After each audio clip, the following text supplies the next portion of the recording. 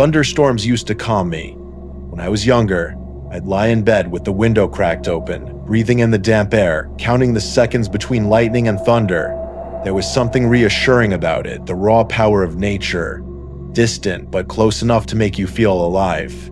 But over the years, I learned that storms have a way of bringing things to the surface. Not just water or debris, but people, memories, things that shouldn't be moving when the world outside goes dark. It's strange how every one of these nights began the same way.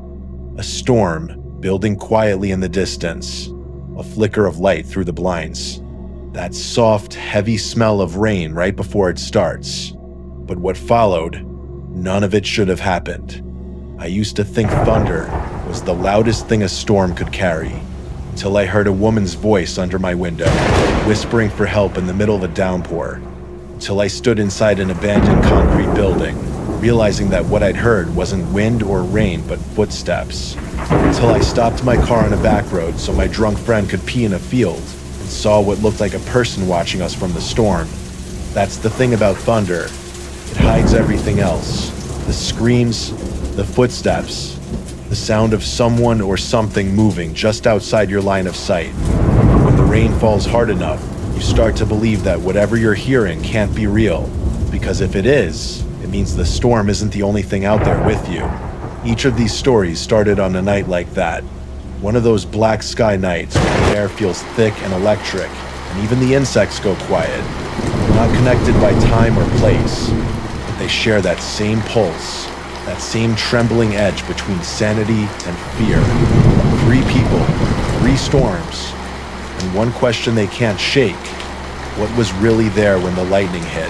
Maybe that's why I've never been able to enjoy the sound of rain again.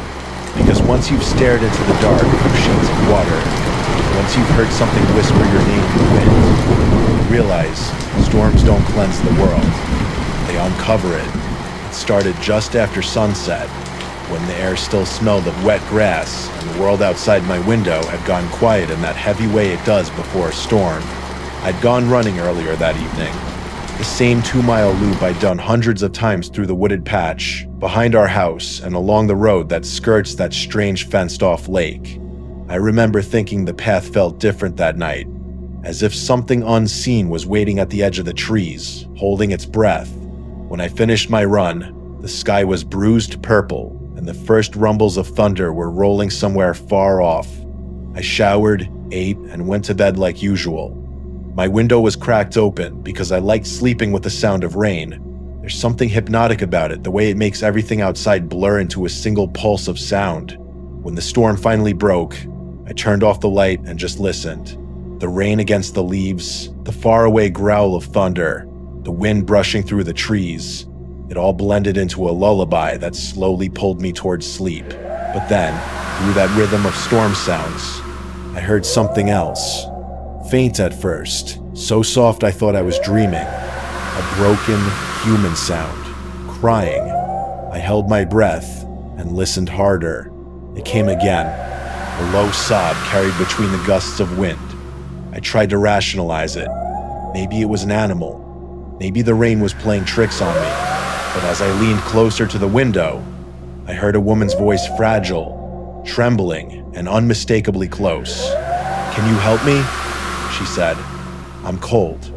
My body reacted before my mind could. I shot out of bed, heart slamming in my chest, every instinct screaming that someone was in danger. I didn't even think to grab my phone. I ran downstairs, through the front door, and into the storm. The rain hit me like a wall, soaking through my clothes in seconds, but I didn't stop. I turned the corner toward my bedroom window, expecting to find someone collapsed on the ground. She was there, crouched beneath the small overhang, her long hair plastered to her face, her white dress clinging to her skin. She looked fragile, shivering violently, her arms wrapped around herself. For a second, I hesitated, unsure what to do. But when I stepped closer, she looked up, and everything changed. Her eyes locked onto mine, wide and bright, even in the dark. Then, without a sound, she sprang to her feet and lunged toward me. The movement was so sudden it didn't feel human. I stumbled back, expecting impact, but at the last moment she veered off, sprinting barefoot into the woods. The way she moved fast, fluid, silent, made my skin crawl. The storm swallowed her whole within seconds. I stood there, frozen in the rain, my breath sharp and uneven. Then I turned and ran back inside, yelling for my dad. When he saw my face, he didn't need me to explain much. We checked every door and window, locked everything tight, and debated calling the police. But it was past midnight, the storm was brutal, and she was gone. We decided to wait until morning. I barely slept that night. Every flash of lightning lit up my room like a camera flash, and every shadow looked alive. By dawn, it was almost easy to believe it had been a dream. My dad and I convinced ourselves it must have been a homeless woman seeking shelter, or maybe someone having a breakdown. But deep down, I knew that wasn't it. Something about her eyes, the way they looked through me instead of at me, wouldn't leave my head. A week later, I was back on my running route, the air still humid from another passing storm. When I reached the fence by the lake, I slowed down. The surface of the water shimmered gray under the cloudy sky. Then I saw movement of figure sitting by the edge, her bare feet in the water. My stomach turned cold.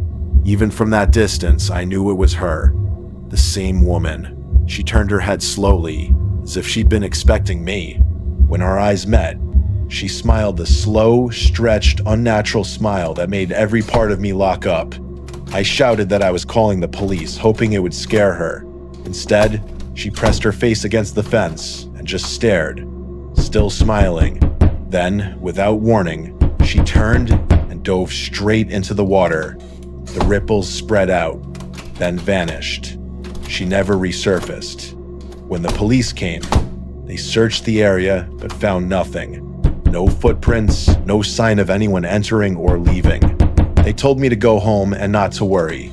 But the next few nights, I started hearing noises outside my window again. Not crying, just faint rustling.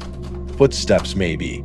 Every time thunder rolled, I imagined her voice slipping through the storm again, asking for help. I've stopped running by the lake. I don't even open my window anymore when it rains. I used to think storms made me feel safe, wrapped up in the sound of nature. Now, they just remind me of that night, the one where something human knocked at my window. But what looked back wasn't human at all. I wasn't planning to spend that night alone, and I definitely wasn't planning to spend it in a forgotten building in the middle of nowhere. But sometimes, when life caves in on you, logic doesn't matter anymore. My wife and I had one of those fights that start small and end up tearing open old wounds you thought had already healed. I don't even remember what started it. Something stupid, probably. But I remember the sound of the rain beginning outside as I slammed the door behind me. That heavy smell of ozone and asphalt filled the air. I didn't want to check into a hotel. I didn't want her to know where I'd gone. I just wanted to disappear for a while. The only place that came to mind was an old property I'd bought years ago. It used to be a shooting range or some kind of industrial facility, out past the hills, a solid 20-minute drive from town. The previous owner had died and I'd picked it up cheap, thinking I'd eventually fix it up or sell it off. It was an ugly thing, a concrete block with metal roofing and boarded up windows. But it was mine, and most importantly, no one knew about it. Perfect place to hide from the world. By the time I got there, the storm had started to stretch its muscles. The first drops hit the windshield like pebbles, and flashes of lightning turned the landscape into flickering negatives. I parked in the cracked remains of a parking lot, grabbed the spare key I kept hidden behind a loose siding panel, and pushed the heavy door open. The smell inside hit me immediately: dust, rust, and that faint metallic scent of long-standing emptiness. The rain on the metal roof sounded like someone scattering nails above my head. It should have been unnerving, but instead, I felt strangely calm. The chaos in my mind quieted down. There was an old cot upstairs in the office area, and as I lay down, the rhythm of the storm became almost soothing. I could have fallen asleep right there, if it hadn't been for the sound that followed a sharp, clean crash of breaking glass. My heart froze. For a moment, I just listened. The rain masked almost everything, but that sound had been unmistakable. Glass, close. I got up, my pulse thudding hard in my ears. There was a hunting rifle locked away in one of the side rooms. something I kept there to avoid questions at home. I took it, flicked the safety off, and stood at the top of the stairwell, straining to hear anything beyond the thunder. Nothing, just the storm roaring. I made my way down, every step creaking on the concrete stairs. The beam from my flashlight danced over walls, covered in peeling paint and water stains. In the far room, I found a boarded window with a hole punched clean through, shards scattered on the floor. Too small for anyone to crawl through, but fresh. Someone had thrown something hard, maybe a rock. I waited, listening again, my breathing the only sound I could hear. Still nothing. I tried to shake it off, telling myself it was vandals, kids messing around. I found a piece of cardboard and taped it over the gap, then went back upstairs. But sleep didn't come easy after that. I lay there, rifle beside me, staring at the ceiling, letting the sound of the rain fill the silence. After maybe an hour, I heard footsteps. Slow, deliberate, below me. The sound barely rose above the noise of the storm, but it was there, steady and paced, moving across the lower level. My throat went dry. I sat up, every muscle tensed, listening so hard my head hurt. Then the footsteps stopped. I waited, barely breathing. Nothing. I wanted to believe I'd imagined it, that my mind was just filling in the blanks. But then came another sound, something heavy, scraping across the concrete floor, like a chair or a table being dragged. That's when my fear flipped into anger. I jumped up, grabbed the rifle, and stormed downstairs, flicking every light on. My voice echoed as I shouted into the dark, warning whoever was there that I was armed. The words bounced off the walls and died out, swallowed by silence. I searched every room, every corner. No one. Nothing had been moved. No footprints on the dusty floor. I should have called the police, but I didn't. The place wasn't exactly legal to occupy, and I didn't need that kind of attention. So, I stood there in the main hall, rifle in hand, lights flickering slightly from the bad wiring, and I realized something had changed in the air. It was colder now.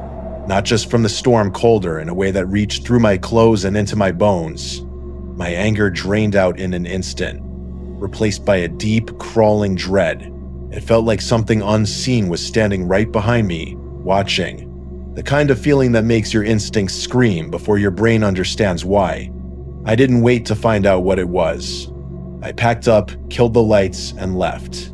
The rain was coming down in sheets, blinding, but I didn't care. I drove all the way home without stopping, the rifle on the passenger seat, hands gripping the wheel so tight my knuckles went white. I've thought about that night a lot since then. I still go back sometimes during the day, trying to rationalize what happened. Maybe it was just the storm, the acoustics, the old building creaking. But sometimes, when the rain starts to fall, the roof of my house starts to tick with water, I swear I can hear it again, the slow, steady rhythm of footsteps on concrete, walking somewhere below me, waiting for me to come back. Leo and I left that party just after 1 in the morning. It had been one of those small-town nights where nothing really happens except beer, bad music, and people pretending they're happier than they are. I hadn't planned to stay that late, but Leo had found some girl to talk to, and by the time I dragged him out, he could barely stand. The rain had already started when we pulled away. Soft at first, then heavier by the minute, until it was coming down in sheets so thick the world outside looked like static. I was driving slower than usual, maybe 30 miles an hour, headlights cutting short through the curtain of water. Leo was slumped in the passenger seat, muttering half-coherent jokes, then complaints about my driving, then about needing to pee. He wouldn't shut up about it. I told him we were 15 minutes from home. Drunk time works differently. 5 minutes later, he was clawing at the door handle. So I pulled over on a stretch of empty road bordered by fields on both sides. No houses, no lights, just endless darkness and rain. He stumbled out before I'd even put the car in park, disappearing into the field to the right. I sighed, turned down the music, and let the engine idle. The rain hammered against the roof like fists. Then I remembered there was an umbrella in the back seat. I figured I might as well use the stop myself. I grabbed it, stepped out, and went to the left side of the road opposite from where Leo had gone. The air was thick, the kind that clings to your skin. I kept one hand on the umbrella and the other in my pocket, waiting for the sound of thunder to roll again. That's when I heard it a rustling, faint but distinct, coming from behind the car. I turned, peering through the downpour, and saw nothing. The shadows of the cornfield swayed like black waves. I brushed it off, zipped up, and started walking back. When I reached the car, Leo was still gone. 5 minutes passed, then 10. My irritation started turning into something else, unease. I leaned on the horn, short blasts that vanished into the rain. Then, in the side mirror, movement, a shape running toward the car. Leo. He was sprinting, soaked, eyes wide, face pale. He yanked the passenger door open and shouted, "Drive! Just drive!" His voice cracked with panic. I didn't ask questions. I hit the gas. The tires hissed against the waterlogged road as we pulled away. He was shaking so hard, his teeth chattered. Between breaths, he told me what happened. He'd gone into the field and saw someone what he thought was me standing a few yards away, facing the other direction. He called out. I didn't answer. The figure started walking deeper into the field, and Leo followed, thinking I was messing with him. Then, lightning flashed, and he realized it wasn't me. Whoever it was stopped, turned around slowly, and began moving toward him. I felt the blood drain from my face as he talked. The story took less than a minute, but in that minute, everything in the car changed.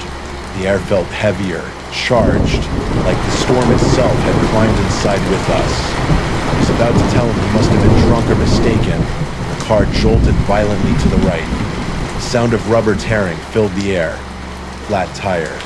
I cursed, pulling over again, my hands shaking. We were maybe half a mile from the spot where we'd stopped before. Not far enough for comfort. The rain had turned relentless. I stepped out, flashlight in hand, water immediately pooling in my shoes. The tire was shredded, not by debris or a nail, but by a screwdriver. It was lodged deep into the sidewall, metal gleaming under the lightning.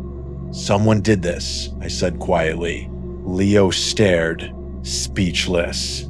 I don't know where the courage came from, but we started changing the tire right there, soaked to the bone, adrenaline doing all the work. Every shadow in the rain looked alive. My fingers were trembling so badly, I dropped the lug wrench twice. Then, just as I was tightening the last nut, a sound cut through the storm, a scream, high-pitched. Female. It came from behind us, from the fields. Leo froze. The sound was raw, desperate, echoing over the rain. I wanted to run, to get back in the car and leave, but Leo grabbed my arm. "Someone's out there," he yelled. "We have to help." I shouted back that there was no way I was going into that field. The thought of that dark expanse, endless and wet, with someone or something screaming inside it, made my chest tighten. The scream came again, closer this time, and my instincts took over. I threw the tools into the trunk, slammed it shut, and jumped behind the wheel. Leo hesitated, torn between guilt and fear. But when he saw the look on my face, he climbed in. We sped off, mud spraying behind the tires. He was yelling at me to turn around, that we couldn't just leave someone like that. I didn't answer. My hands were locked on the steering wheel, eyes fixed on the road. The scream still echoed in my head. We called 911 as soon as we had cell service. Leo gave them the rough location. The operator promised to send someone, but I didn't believe help would find anything out there.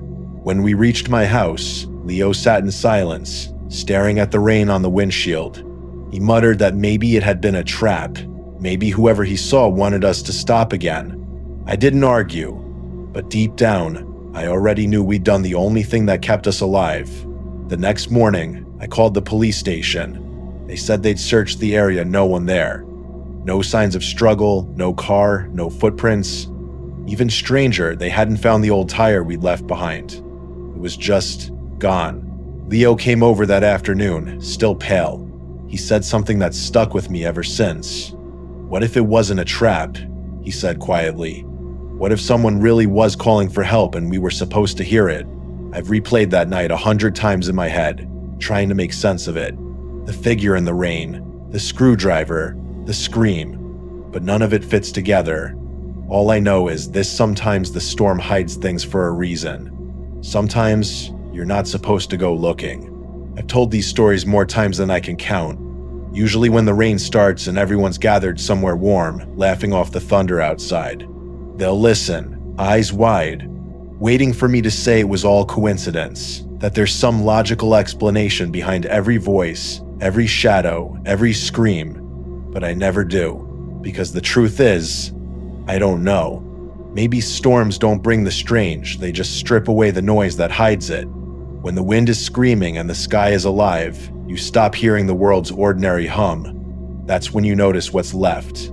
The cry beneath the window, the footsteps echoing through a place that should be empty, the figure standing where no one should be standing at all. Sometimes I think about the people in those stories, about the woman in the white dress, still somewhere beyond the fence line, about the man who drove home through the storm, knowing he wasn't alone in that concrete building, about the two friends who left someone screaming in the rain and will never know if she was real. They're not connected by time or place, only by what the storm revealed. When thunder rolls now, I can't relax the way I used to. I keep the curtains drawn, every window locked. I tell myself it's silly, that the odds of hearing another voice like that are near zero. But sometimes, late at night, I swear I catch a whisper in the rain, soft, almost drowned by the sound of water. A woman's voice, calm, patient, waiting. And that's when I remember, the storm doesn't always pass. Sometimes it stays. Sometimes it follows you home.